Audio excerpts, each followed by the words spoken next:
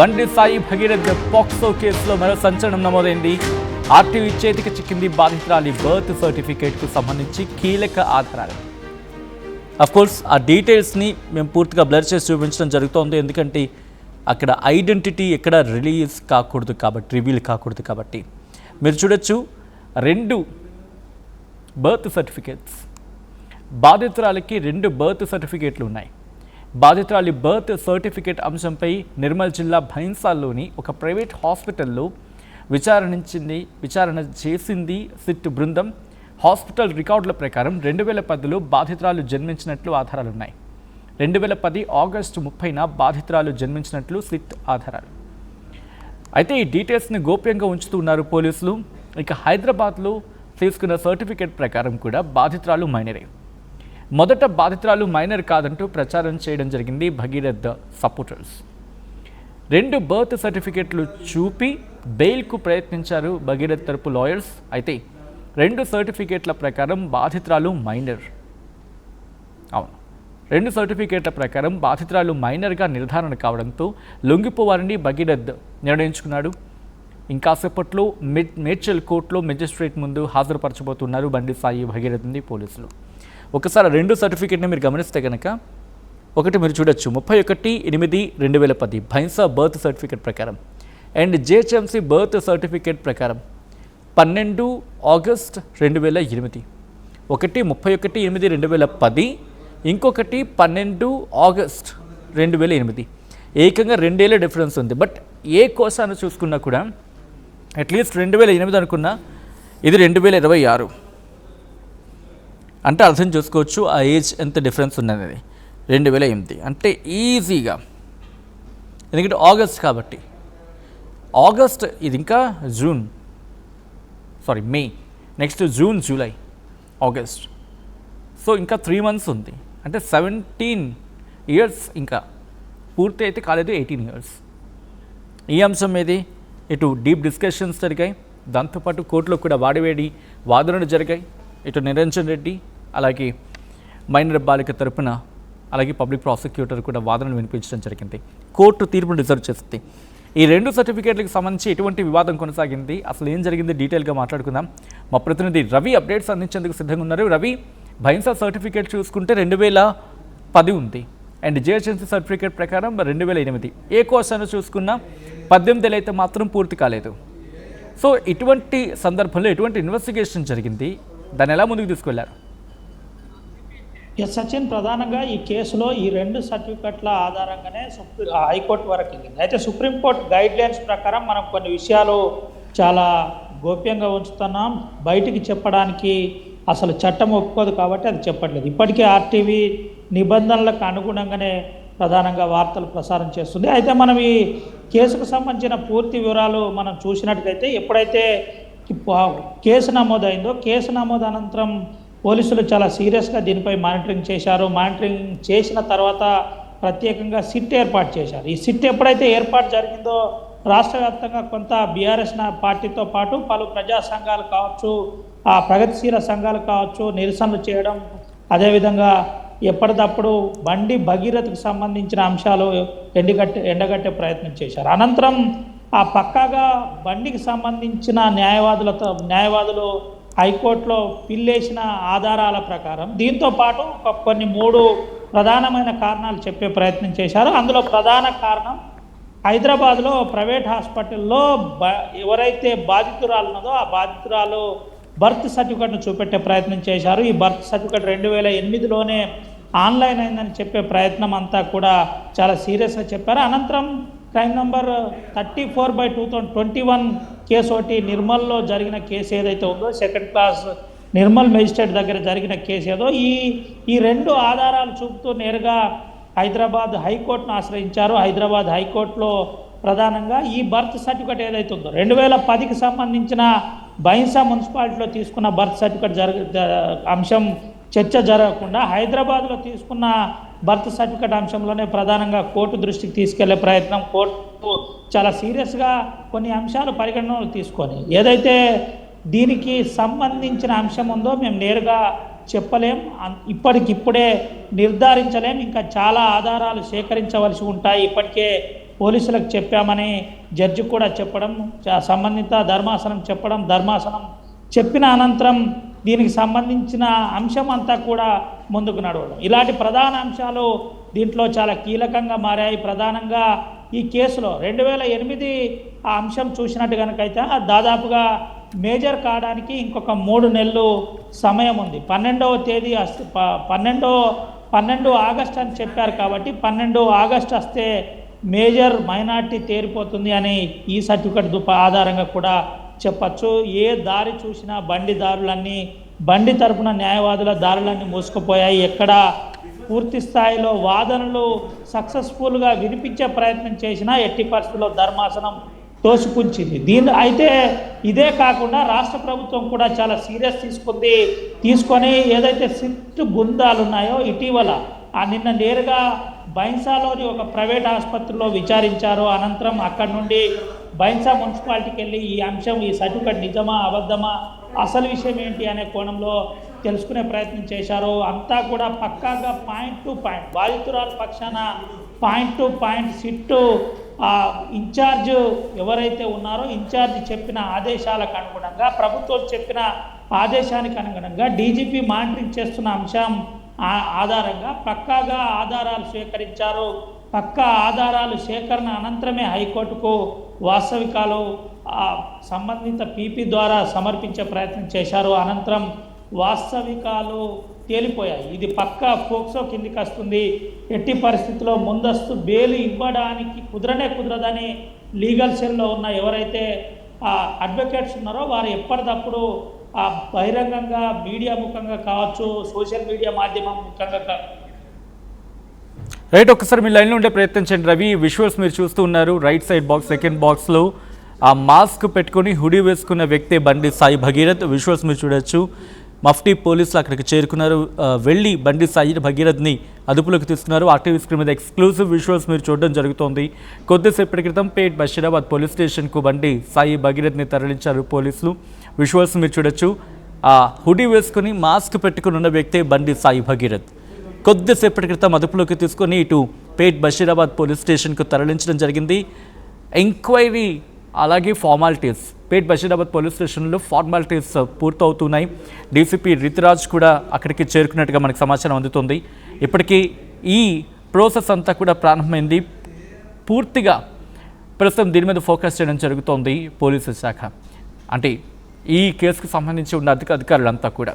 ఎందుకంటే ఇక్కడ ఏమన్నారు బండి సంజయ్, ఏ తప్పు చేయలేదు మేము, నా కొడుకు కూడా ఏ తప్పు చేయలేదని చెప్పుకొచ్చాడు.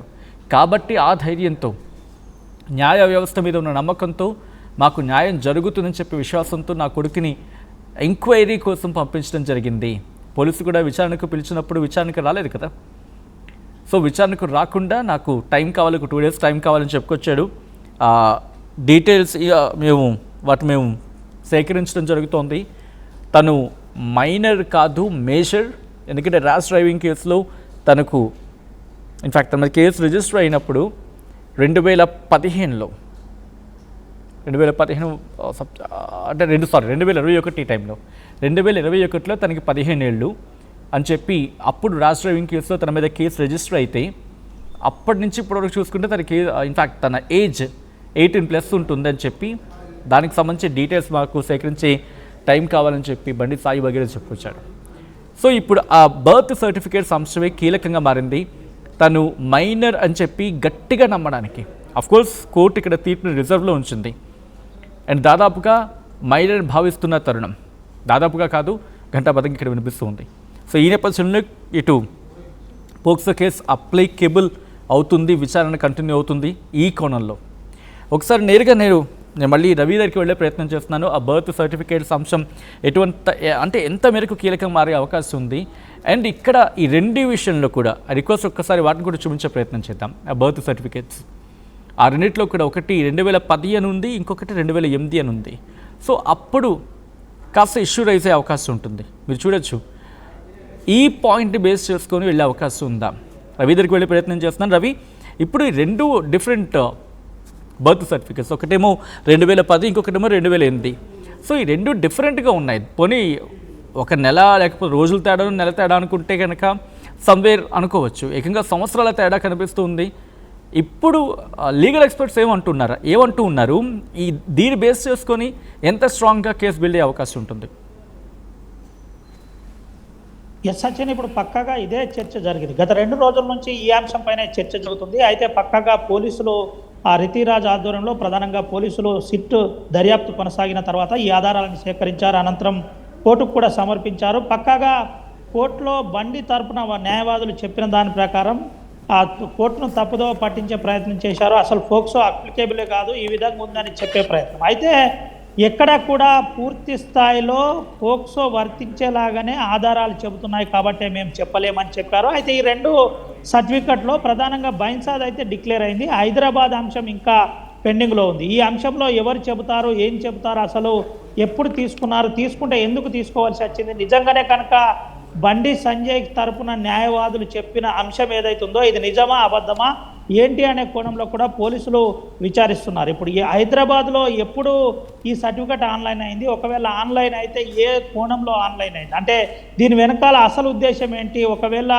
బయటి దేశాలకు బాధితురాలు వెళ్ళాలి, హయ్యర్ స్టడీ కోసం వెళ్ళాలనుకున్నప్పుడు ఏదైనా ఆ డేట్ మార్చి వెంటనే పంపించాలనే ప్రయత్నం అప్పుడేమైనా జరిగిందా, లేకపోతే కావాలని ఇది ఒక సర్టిఫికెట్ను పుట్టించే ప్రయత్నం ఎవరైనా చేశారనే కోణంలో కూడా పోలీసులు దర్యాప్తు చేస్తున్నారు. పక్కాగా బైన్సా మున్సిపాలిటీలో ఇచ్చిన నిర్మల్ జిల్లా బైన్సా మున్సిపాలిటీలో ఇచ్చిన సర్టిఫికెట్ ఏదైతే ఉందో అది పక్కాగా అని ఆ సిట్ బృందం ఒక రకంగా ఎంక్వైరీలో తేలిపోయింది. ఇప్పటికే సంబంధిత అధికారుల దగ్గర కూడా స్టేట్మెంట్ పోలీసులు రికార్డ్ చేశారు. రికార్డ్ చేసిన అనంతరం ఎప్పుడైతే తీసుకువెళ్ళి ధర్మాసనం దృష్టికి తీసుకువెళ్ళే ప్రయత్నం చేశారో అప్పుడు పక్కాగా డిసైడ్ అయ్యారు, ఎట్టి పరిస్థితుల్లో మనకు బెయిల్ రాదు, మన పోక్సోలో ముందస్తు ప్రయత్నం చేసిన విఫలమవుతామని బండి తరపున న్యాయవాదులు కావచ్చు, లీగల్ టీం కావచ్చు చెప్పిన వెంటనే ఈరోజు భగీరథ్ నేరుగా పోలీసులు, అంటే మనకున్న విశ్వసనీయమైన సమాచారం ప్రకారం నేరుగా కేంద్ర మంత్రి బండి సంజయే తన కొడుకును పోలీసులకు సమాచారం ఇచ్చి అప్పచెప్పినట్టు మనకు స్పష్టమైన సమాచారం ఉంది. ఇప్పుడు మీరు చెప్పినట్టుగా, అంటే మనం చెప్పినట్టుగా ఎక్స్క్లూజివ్గా ఆర్టీవీ చూపెడుతుంది. ప్రస్తుతం ఫార్మాలిటీస్ కొనసాగుతున్నాయి. ఇక్కడ నుండి పోలీస్ స్టేషన్ తరలిస్తారు. పోలీస్ స్టేషన్ అనంతరం అక్కడ నుండి భారీ బందోబస్తు మధ్య కోర్టు తీసుకెళ్తారు. కోర్టు మెజిస్ట్రేట్ దగ్గర మెడికల్ అనంతరం మెజిస్ట్రేట్ దగ్గర హాజరుపరుస్తారు. అనంతరం రిమైండ్ రాస్తారా లేదంటే కస్టడీ ఏమైనా తీసుకుంటారా, ఇది దీంట్లో 2 రకాలు ఉంటుంది. ఒకవేళ కనుక మైనర్ అమ్మాయి కాబట్టి వెంటనే ఆ కస్టడీకి తీసుకున్న అనంతరం కొంత విచారించే అవకాశం ఉంటుంది. రిలేబుల్ సమాచారం కోసం, అంటే రిలేబుల్ స్టేట్మెంట్ రికార్డ్ చేయడానికి, అంటే అంతకుముందు ఏ విధంగా వాళ్ళిద్దరు కలిసి ఉండే ఏంటి, కాంట్రడిక్షన్స్ ఏంటి, గతంలో వచ్చిన ఏదైతే పిటిషన్ ఉందో ఆ బాధితురాలు పిటిషన్ ఉందో ఆ పిటిషన్కు ఎవరైతే అక్యూజ్డ్ ఉన్నాడో ఆయన చెప్పేదానికి రిలేటెడ్గా కలుస్తుందా లేదా, ఎవరు ఏంటి అనే ఎవరన్నా అబద్ధం ఆడుతున్నారా, దీంట్లో వాస్తవికాలు ఏంటి, సైంటిఫిక్ ఎవిడెన్స్ కోసం కూడా సాంకేతిక ఎవిడెన్స్ కోసం కూడా పోలీసులు చాలా సీరియస్గా ఇప్పుడు దీనిపై విచారిస్తారు. ఎందుకంటే దీని అనంతరం రిమాండ్ అనంతరం పోక్సోలో 15 నుంచి 42 రోజులు ఎట్టి పరిస్థితుల్లో బెయిల్ రాదు. బెయిల్ రావాలంటే పక్కాగా బండిది సంజయ్ తరపున లీగల్ టీం అంతా కూడా ఎక్కడ ఆ డీలా ఉంది, ఎక్కడ కేసులో లూప్ హోల్ ఉంది అనే కోణంలో చూసే ప్రయత్నం చేస్తారు. కాబట్టి పోలీసు కూడా చాలా సీరియస్గా ఎక్కడ కూడా ఎటువంటి కోణంలో మిస్టేక్ చేయకుండా చాలా సీరియస్గా దర్యాప్తు కొనసాగుతుంది.